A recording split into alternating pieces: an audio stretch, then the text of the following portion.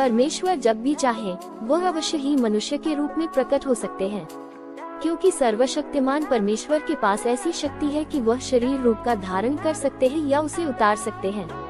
फिर क्यों परमेश्वर एक कमजोर बालक और पुत्र के रूप में स्वयं पृथ्वी पर आए? जब हम सोचते हैं कि हम कौन हैं, तब हम आसानी से इस बात को समझ सकते हैं। मसीह हमें पापों की क्षमा और अनंत जीवन देने के लिए आए। यीशु ने कहा कि इस पृथ्वी पर रहने वाले सभी मनुष्य पापी हैं जो स्वर्ग से पाप करके निकाल दिए गए हैं, क्योंकि मैं धर्मियों को नहीं परंतु पापियों को बुलाने आया हूँ। मत्ती 9:13, क्योंकि मनुष्य का पुत्र खोए हुओं को ढूंढने और उनका उद्धार करने आया है। लूक शाम के 7:10, पाप की मजदूरी तो मृत्यु है। रोज 6:23। इन वचनों से संबद्ध करते हुए हम समझ सकते हैं कि सभी मनुष्य पापी हैं जिन्होंने स्वर्ग में इतना गंभीर पाप किया जिससे मौत की सजा सुनाई गई।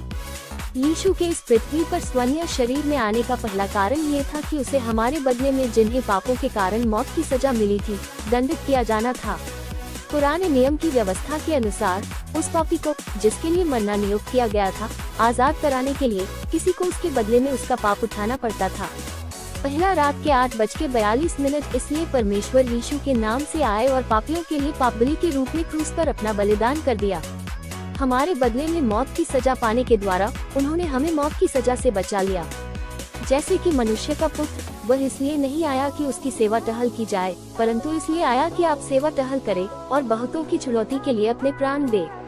यह इसलिए है कि वे परमेश्वर नहीं है जिनके पास अनंत जीवन और पापों की क्षमा देने का अधिकार है, पर वे भी स्वर्ग में पापी मात्र हैं।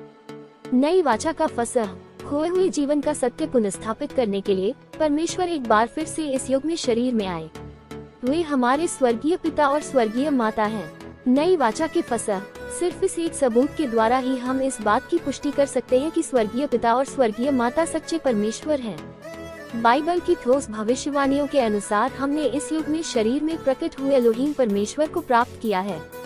हमें और अधिक लगन से नई वाचा के फसह में निहित परमेश्वर के प्रेम का प्रचार करना चाहिए, ये सोचते हुए कि सर्वशक्तिमान परमेश्वर ने सिर्फ हमें पापों की क्षमा देने के लिए खुद को स्वर्गदूतों से कम किया और मानव रूप में स्वयं पृथ्वी पर आ गए। प्रभु यीशु मसीह 2022 वर्ष पहले मनुष्य के रूप में जन्म लेकर पृथ्वी पर उस संबंध की स्थापना करने के लिए आए जो मनुष्य को मनुष्य से जोड़कर स्वर्ग के राज के लिए तैयार करता है।